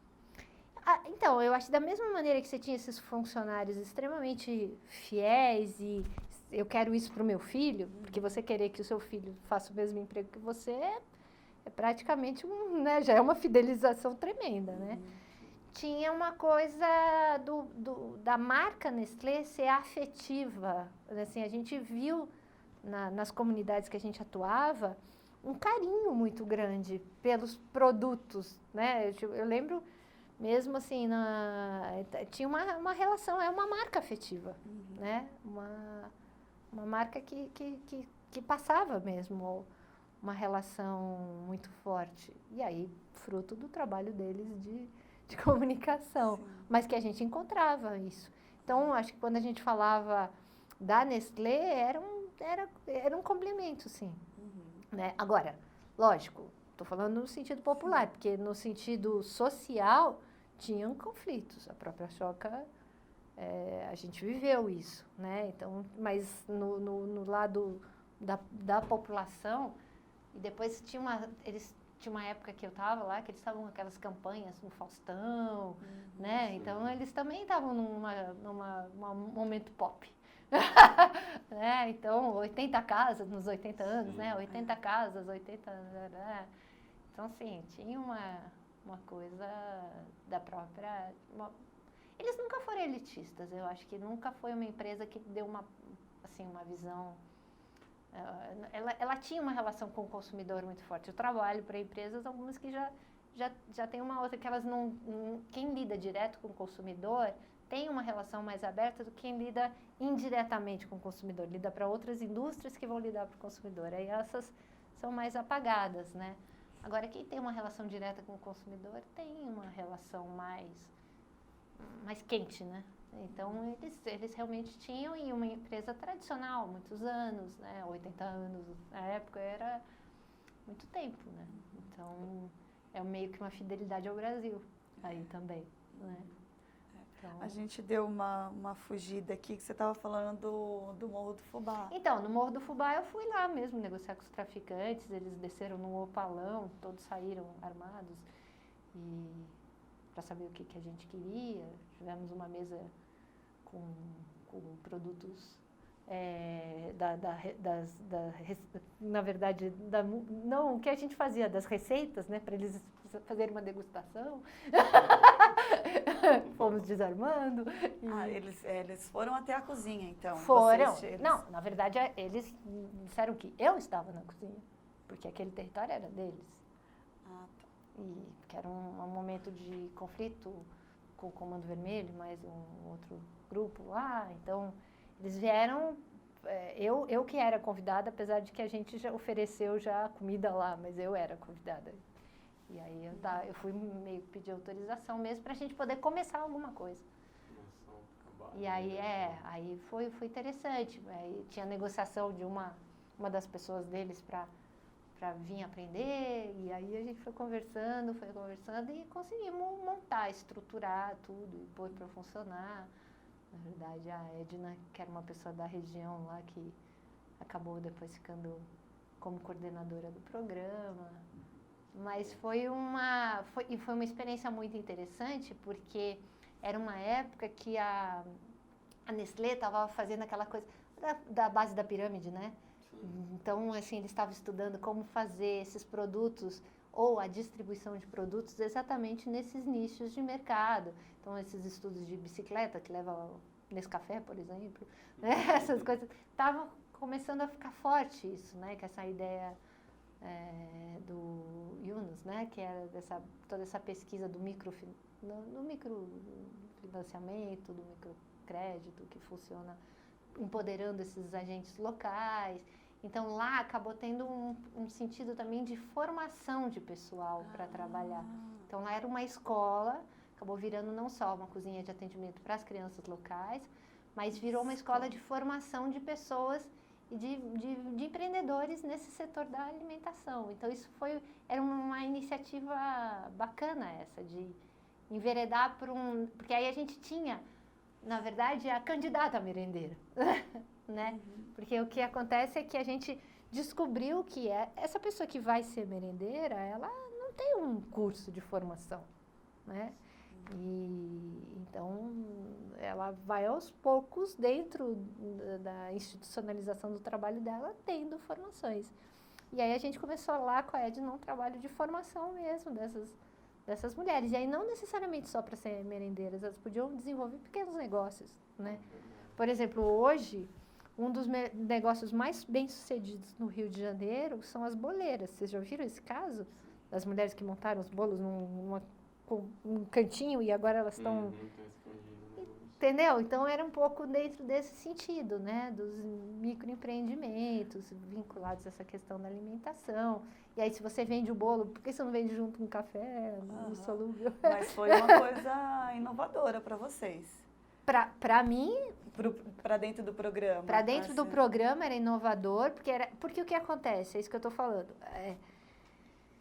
Não tinha ainda, no terceiro setor, uma relação, que depois isso vai evoluir para a cadeia de valor híbrido, por exemplo, da Choca, né? Mas o que acontece? O setor ele foi se complexificando de uma maneira orgânica. Você começava, é que nem um projeto, você começa um teu projeto, você tem uma ideia, você vai crescendo junto com o projeto vai se desenvolvendo e você não poda ele, ou até corta algumas ideias mirabolantes que não valem nada, mas você não poda ele no sentido de falar, não, você só vai ser sempre isso e nós vamos reproduzir isso que nem uma franquia, né? Uma franquia assim, a mesma roupa, a mesma coisa, a mesma rotina. Assim, não era uma ideia ainda de franquia, ou seja, de você fechar aquele modelo, era uma ideia de investigação constante. Então, você está dentro de um tema, você desenvolveu aquilo, e você vai atrás do próximo problema que a relação te dá, que é um processo de aprendizagem, de fato. Então, se as merendeiras não têm formação, como é que isso podia ser antes? Onde teriam isso? Se a gente está aqui encontrando nesse processo uma dificuldade, por exemplo, nas estruturas das cozinhas, como é que pode ser que você resolve isso? Então, vai entrando, o programa vai se desenvolvendo e vai amadurecendo, mas ele não vai petrificando, congelando, né, numa ideia que se reproduz que nem um xerox. Ele vai tentando responder às questões e vai, né, você sai da desnutrição para a obesidade, você está entrando em outras searas, você está entrando em outras discussões, outras doenças, inclusive, né? Então, assim, a gente foi vendo a partir da realidade necessidades e também foram aparecendo oportunidades. Essa cozinha, de repente, caiu, né? Vamos fazer, não vamos fazer, então... Mas ainda tinha uma largueza, não só de horizonte, como de tempo e de grana, para arriscar isso, que é diferente quando eu acho que esse entusiasmo ele acabou depois sendo arrefecido e vieram também outras sistematizações. Então, por exemplo, os guias guias de exame de quem é os melhores, não sei o quê, foram começando a criar também modelos do que é uma responsabilidade social corporativa, o que ela tem que ter para entrar no guia e ganhar um prêmio. Então, isso é uma outra sistematização, é um outro viés, né? Da mesma maneira que foi começando a pensar, bom, mas tem uma contradição entre a ação social e o core do business, que é como é que esse business é sustentável. Então, a sustentabilidade começou a puxar isso, tá, vocês estão trabalhando aqui, obesidade, tarará, mas nossa questão é a cadeia de valor inteira do café, a nossa questão é a cadeia de valor inteira. Então, entrou uma outra lógica, né, e aí a coisa se modificou. Eu não sei te dizer ainda se um era melhor ou pior, eu só sei que ali tinha uma liberdade de tirar do chão e que nem árvore, vai crescendo, vai ramificando, e agora a gente está numa outra ordem, numa outra lógica, que é uma lógica, pensa macro e age micro. E aí o social dissolveu, ele passou a ser tudo, porque aí a questão da sustentabilidade traz para o social, assim, você tem que agir coerente na cadeia inteira. E aí eu não sei se a obesidade é uma questão, claro, eles podem ser daqui a pouco processados por conta disso, se não tomar cuidado, mas muda, é uma outra perspectiva. Tem vantagens, que eu acho interessantíssimas, tem coisas da cadeia de valor híbrida que eu adoro, que eu acho que o Grammer traz, né, que é essa relação de você pensar a partir de macro, e aí no macro é mundo, né, macro são problemas do setor alimentício, não é só da Nestlé, macro é gigante, entre as questões de competição, entram outras variáveis que não estavam nesse processo de baixo para cima. É outra ordem completamente, que é quando eu saio. E o Chico também. Quando que foi esse momento que você sai? Então, o que acontece é que tem essa mudança de complexidade, mas ao mesmo tempo também na minha vida acontece uma transferência do meu marido para os Estados Unidos e eu mudo, né? Eu saio daqui do Brasil, eu vou morar 5 anos fora. Então aí eu vou fazendo eu ainda vou e volto de lá para trabalhar aqui em alguns clientes, mas na verdade na Nestlé, porque a ideia de um consultor é criar um programa, ele desenvolver e depois ele andar sozinho, né? Então na Nestlé minha tarefa já estava meio cumprida. Tem uma virada aí do Chico para a Silvia. Primeiro a Silvia veio para trabalhar com ele, depois ele vai para um outro setor e ela que assume isso. A Silvia é uma pessoa que, não sei se vocês vão entrevistar, mas deviam também. A Silvia trabalhava na CIA, vem para lá, depois vai para outra. Quer dizer, é uma pessoa que também está no mercado já faz tempo. E aí a gente vai mudando tanto essa lógica de funcionamento, quanto vai mudando a minha vida também, eu vou entrando em outros processos e aí eu me afasto desse, que já era uma estrutura toda montada. Mas eu acho que a lógica vai dar uma outra cara, né? Eu vejo pela Rosana que ficou e tal, algumas coisas se estruturam, mas o movimento é outro agora, né? Eu acho que aí tem que o setor mudou, não foi a Nestlé, foi o setor que mudou. Você lembra que ano que foi isso, mais ou menos? Você acaba se distanciando do programa? Olha, eu acho que... Não, lembro assim diretamente o ano, eu não lembro. Mas acho que 2004, por aí, 2005. Conta de outros programas, outros projetos, né, dentro do programa que vocês fizeram, que você lembra com carinho, assim. Você contou do Modo Fubá, tem algum outros? Eu acho que tem vários momentos que eu lembro com carinho.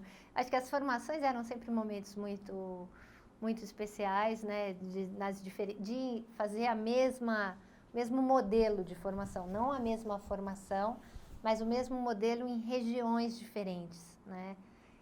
Isso dava essas características locais, dava esse envolvimento. Eu acho que o registro, eu sempre fui uma pessoa que gostei muito de escrever, então a gente foi fazendo os registros também de processos que a gente ia vivendo. Eu acho que a revista que foi feita junto com a Silvia, do Avisalá, voltada, vocês têm esse material, voltada especificamente para que foi um marco, porque a gente já vinha registrando muitas oficinas, muitas coisas, porque a gente recebia projetos, a gente criou o Prêmio Nutrir. O Prêmio Nutrir era muito interessante, porque era a forma, a gente fazia a formação e o que aconteceu lá, né? Assim, demorou um tempo para a gente falar, precisar dessa escuta formalizada. Então, quando vinham os projetos, e vinham pilhas, eu lembro a euforia que era ficar na sala do Nutrir e chegando os envelopes, aquela coisa das cartas, com relatórios grossos, cheios de, né, aquelas encadernações assim, né, com fotos, com coisas, que era o que dava pra gente, assim, puxa, eles escutaram isso, olha que legal, e as ideias que vinham, né, então, eu lembro de um projeto que a menina resolveu trabalhar com pão, e em cima, ela ficou quase que 3 meses trabalhando com os meninos, pão feito pelo mundo inteiro. Ela viajou o mundo através do pão e fez pão com as crianças. Então, assim, a gente ficava maravilhada, assim, de ver os resultados, né? E aí depois tinha que ter uma comissão, o avaliador era super difícil de julgar, porque às vezes tinha uma simplicidade no registro, mas tinha uma experiência ali muito, muito legal, sacadas, coisas que isso que eu acho que também é legal, né? O processo, ele vai se alimentando desses retornos. Isso é vivo, isso é orgânico. Porque quando voltava isso, a gente reavaliava o currículo que a gente estava montando. E muitas vezes, na próxima formação, eu levava, às vezes, minhas malas, assim, tira essa roupa, vai, esse vai, aqueles... Porque eu queria levar para a próxima turma o que foram os projetos. Tinha uma parte da minha formação que era simplesmente compartilhar projetos feitos por outras instituições. Não, isso é muito bacana, porque aí já não era mais eu dando aula, era o resultado do trabalho feito por uma outra pessoa falando dentro da formação. Então, o que eu sinto é que a formação foi ficando multivoz, assim, né? Era polifônica, né? Ela foi ganhando cada vez mais experiências. A gente foi colocando isso dentro de uma sistematização. Então, quando a Silvia faz o caderno, né, a revista, ali já é um outro nível de registro, que é um nível já conceitual, sai da experiência para a teoria. E aí a defesa de algumas coisas que já são de conceito disso. Então, quando a gente fala de uma tecnologia social, e que eu acho que o Nutrir é uma tecnologia, tanto que ele depois vai ser exportado e tal, a gente não está falando de uma técnica ou de um método que se reproduz friamente. A gente está falando de princípios que são vivenciados, sabe? Eles pulsam. E tem um espírito da coisa também. Então, eu acho que é mais do que uma sequência de atividades, né? Tem ali uma harmonia, um jeito de fazer, um modo que eu acho que, por exemplo, na hora que você vai entrevistar, por exemplo, as pessoas que faziam a parte de formação das receitas, as clones da Ana, parece que elas são todas muito parecidas, porque tem várias pessoas, e aí, assim, foi trazendo as regionais, então, qual a pessoa de Minas? Mas todas elas tinham aquele humor no cozinhar, tinham aquela alegria, sabe, uma leveza, e canta, e faz não sei o quê. Então, tinha um espírito que ele, inclusive, agregava na hora da seleção. Quando traz um Adelcinho, que é de Minas, para fazer brincar, né? É o espírito do Nutrir. Então, o que eu acho que é bacana é que isso foi muito interessante. A gente não saiu desse espírito, a gente ia agregando, mas não ia perdendo essa ânima, essa identidade que o programa tinha. E o programa era muito querido em si. Assim, as pessoas falavam do Nutrir como se fosse uma identidade, um ser que vivesse ali. É muito engraçado, assim, não foram todos os programas que eu criei, ou que eu trabalhei, ou que eu colaborei, que eu que tinha essa identidade, assim, tipo, eu falo no trio, eu vejo um menino aí, sabe? Eu vejo o moleque. Tem um espírito forte, ele tem uma identidade, eu acho que isso parte da concepção mesmo gráfica, que é uma concepção muito amistosa, né? Então, acho que a Bia realmente tem aí ela é muito intensa na produção, então acho que tem isso. E parte, eu acho que é essa dinâmica aberta, né? De porosa, de poder estar sendo embebida da presença de outros e todo mundo se sentir participando e colaborando e as iniciativas poderem ser diversas, mas estarem dentro de uma unidade. Então, eu acho que essa é uma coisa inesquecível. Ela não está num momento, mas ela está num pulsar do programa que tem um contínuo, né? Eu acho que essa continuidade é muito legal. Tanto que quando eu fiz esse afastamento, eu fiz com muita segurança, porque isso já estava tão enraizado, tão próprio, né? Que exatamente é o momento onde você já tem que sair mesmo. O consultor não tem que ficar mesmo, né? Porque eu acho que já estava vivo, inteiro, podendo fazer as suas modificações. E aí, eu acho que tem as modificações que a gente estava falando antes do próprio setor, né? O setor, ele vai vivenciando alterações aí de métricas, de jeitos de ver, e aí também isso vai alterando os programas todos. Não foi só no Trilha que se alterou, não.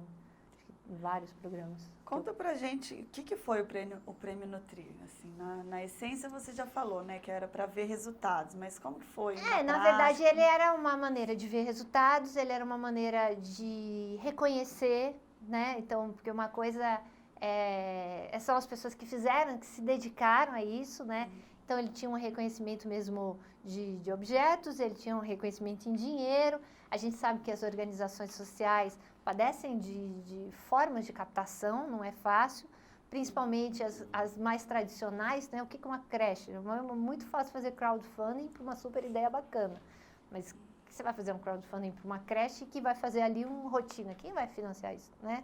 Então, assim, muitas vezes a gente via que com pouco recurso, você conseguiria fazer modificações ali numa rotina, né? De alto impacto, e se aquela equipe está mobilizada, isso potencializa, muito grande. Então, a gente viu que isso seria também uma forma legal. Era uma maneira também de devolver para o voluntariado, né? Então, assim, deles verem esse trabalho, porque eles estão ali... Porque o que acontece? A narrativa de um programa social, ela está muito nesse corpo que está no cotidiano, por exemplo. Quem tem a narrativa do museu? Vocês, que estão aqui dentro. Quem está de fora está vendo fragmentos. Um voluntário que vai uma vez por mês numa instituição, de 3, ele vê parte, ele vê... Então, quando ele entende a dimensão de onde ele está, isso também dá um significado muito maior, né? Então, para o próprio voluntariado, então, muitas vezes a premiação era fechamento de formação de voluntariado, para que tivesse esse retorno, esse encontro. Então, tinham várias estratégias numa só, né? Mas eu acho que foi uma coisa que alimentou muito, que foi uma boa sacada. Porque não foi um prêmio por um prêmio, foi um prêmio que tinha essas diferentes camadas aí que podiam dar significado. E quem que podia participar? Todas as instituições que tinham participado da formação, elas estavam, na verdade, elas já, no que elas saíam da formação, a gente já falava que tinha. Isso foi se estruturando, mas no final das contas eram para as próprias que tinham participado e era um retorno aí da prática pra gente, né? Do que foi feito. E até feito. você sair, ele existia, o prêmio? Existia. Ficou mais do que eu depois. Acabou? Você tá falando, ele acabou? Não, então, eu não cheguei a perguntar se ele acabou mesmo, mas ele acabou. Em 2013 teve, 2012, 13 acho que teve também, né? Eu não sei. Não sei se... Eu não sei. Eu realmente não sei o que está acontecendo agora, assim, Eles estão dando uma reformulada também, né? Até para parar um pouco, para ver o que foi, né? Que esse histórico. Até o projeto tem a ver com isso, né? Para dar uma pensada. Legal. Não, eu acho que era uma parte interessante. Mas hoje eu acho que, eu que continuo no mercado, né? Dessa área, né, eu acho que hoje tem que... não adianta sair da história do que foi. tem que olhar por esse outro ângulo, porque esse processo, ele não tem mais cultura para acontecer. Eu vejo porque eu estou em programas que estão nascendo e em outros, né, ou de outras instituições, ou estou fazendo processos, agora estou num processo de avaliação de uma ONG, de uma organização, né, de um instituto que está há 12 anos atuando, e mesmo essa instituição que não está diretamente vinculada ao mundo da empresa, ela é financiada por empresários, mas ela está solta, não dá mais para funcionar assim. Mudou a substância, não mudou adjetivamente, mudou substantivamente. E aí você tem que repensar dentro dessa nova ordenação. E acho que manter o espírito, o que tem de força, né, o que tem de vitalidade, o que tem de interesse, mas isso tem que ser cultivado dentro de uma outra condição mesmo, não é a mesma, não dá mais. Agora, eu acho que o que tem de bacana no Nutrir é que ele tem uma marca tão forte que ele tem uma personalidade, né? Ele não é uma tatu, assim. Ele não é só sobre a pele, né? Ele tá enraizado mesmo, ele pode chamar isso dentro de uma outra ordem que funciona, porque ele já está nesse sentido, para além da história, acho que ele realmente criou uma alma mesmo. Você chegou a voltar como consultora em algum momento? Não, para Nestlé não. Eu acabei, na verdade, nos 2 primeiros anos que eu fiquei nos Estados Unidos, eu priorizei os projetos que não estavam tão maduros, que ainda estavam, tipo assim, eu fiquei com os filhos menores, os adolescentes, jovens, eu falei, se vira, negado. Os pequenininhos ainda, os que tinham 7, 9, eu falei, opa, pera lá, gente, esse daqui aqui tem que ser a prioridade. Para finalizar, né, profissionalmente, esses daí já tinham pai e mãe, né, já tinham toda a família para cuidar.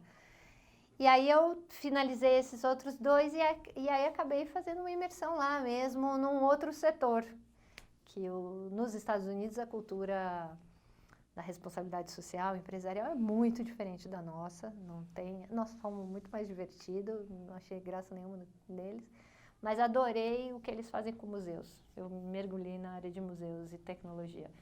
E lá tem uma conferência internacional, chama Museum the Web, que vem museus do mundo inteiro.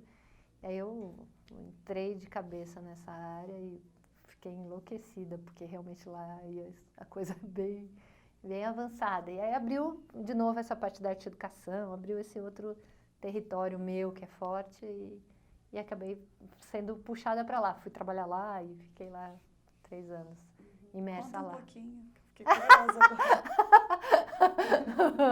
Não, o que acontece é que os Estados Unidos estão muito avançados nessa relação entre museu e mídias digitais, de forma a mídia como uma outra mídia mesmo, são 2 mídias, museu. A questão é que museu e web são 2 mídias, né? E os Estados Unidos estão pesquisando muito profundamente como é que esses 2 se encontram, sem serem uma só, sem se fundir, sem se confundir, na verdade, e ao mesmo tempo podendo ter um diálogo entre esses 2 territórios. Então, o que acontece? Primeiro que eles foram todos os grandes museus que você pode imaginar, vão para essa conferência. Então, todos. Eu vou lá, tá lá. E eles estão explorando, desde as questões da internet, quem trabalha nas redes, né, o que acontece, até como é que o museu sai das suas portas e ocupa a cidade.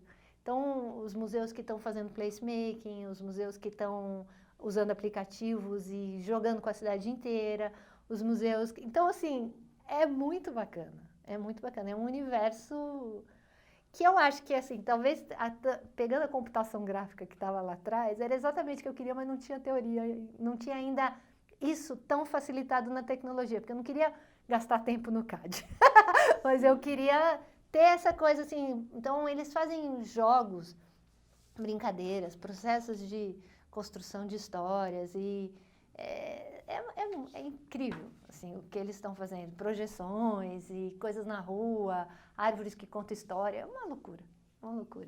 E todas as pessoas, as cabeças que inventam essas maluquices, vão para esse congresso. Então, você fica lá assim, você sai de uma sala e vai para outra e fala, gente, minha cabeça não dá conta de tantas coisas.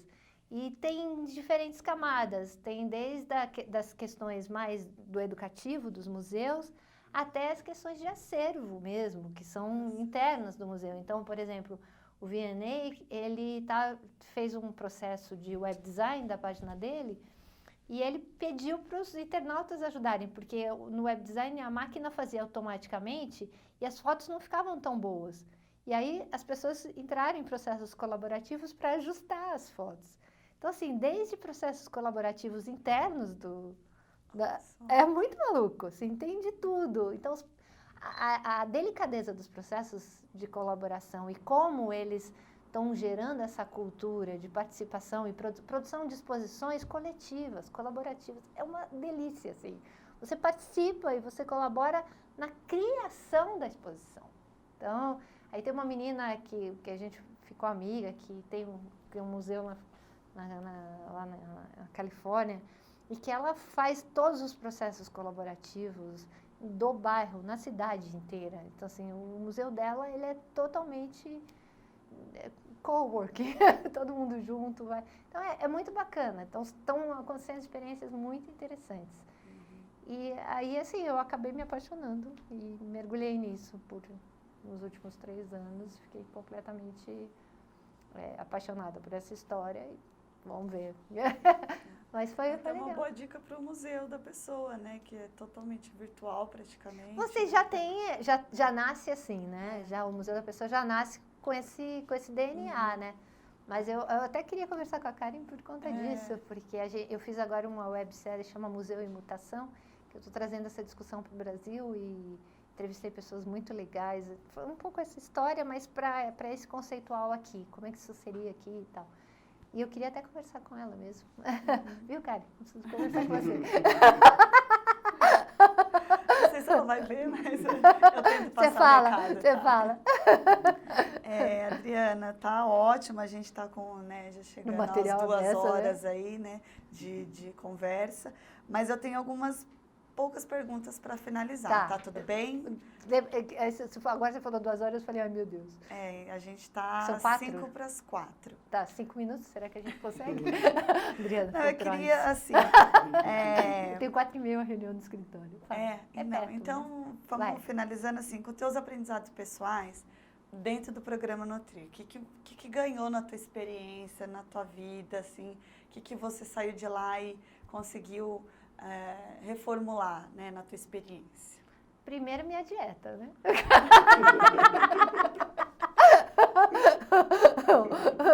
Melhorou, inclusive aprendi receitas muito novas em casa de reaproveitamento, nunca mais joguei talos e cascos, mas depois, assim, brincando, mas é verdade, né?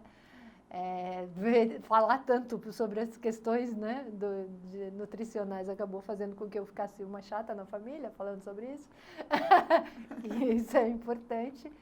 Depois eu acho que a experiência mesmo de vida, de ter um programa tão pulsante, tão possível, né? Então foi muito interessante, por exemplo, quando a gente criou o cardápio de soluções, e ele serviu de referência para tantas pessoas depois. Eu tive muito retorno de muitas pessoas que leram o cardápio, ou que conheciam o Nutrir. Então, eu acho que participar de um programa desses, que foi referência, eu acho que foi muito importante para entender que é possível fazer, né? Porque é um programa simples, de fato. Mas ele tinha um impacto tão grande e a possibilidade dele pegar tantas pessoas pela força da indústria, pelo carinho da marca, né? Dá um alento, uma esperança incrível, porque você fala, puxa, é possível fazer. Então, para uma sonhadora, trabalhar num programa que alimenta o seu próprio sonho é vital, né? Então, um programa... Depois, eu acho que as amizades, né? Assim, muitas pessoas que eu me relacionei no programa, eu considero amigos, né? Pessoas que vieram para a minha vida pessoal, como pessoas que eu admiro, pessoas que... Então, eu acho que isso também é fruto da cultura de trabalho do Nutrir. Então, quando eu falo, ele né? A gente fala do Nutrir, a gente fala de algo em comum que fez parte da nossa história. Isso é quase que a fogueirinha no meio, assim, né? Que as pessoas estão ao redor. Então, isso também é raro num programa empresarial, porque os programas passam, né? E esse não é um programa de passagem, esse é um programa de existência. Então, ter essa fogueirinha dentro de uma empresa, eu lembro que quando eu fiz um registro dos vários projetos sociais que eu chamei de coreografias sociais, porque eu não sabia que da mesma maneira que tem pauta de música, tem pauta de dança. Vocês já viram isso? As pautas de dança são lindas, parecem arte abstrata, assim, né? Eu conheci uma coreógrafa, ela me mostrou as pautas de dança e eu me enlouqueci. Aí eu falei, gente, que coisa linda. Aí eu resolvi fazer as pautas das minhas coreografias sociais, que foram os projetos, né? E que foi uma maneira de eu refletir sobre todos esses programas. E quando eu fiz a pauta do Nutrir, né, o desenho, eu acho que uma das coisas que me veio, muita coisa, eu falei da fogueira e eu lembrei disso, essa coisa da luz. Foi um programa muito iluminado, assim, um programa que tinha muita luz. Ele não só pelo brincar, pela leveza que ele trazia, mas eu acho que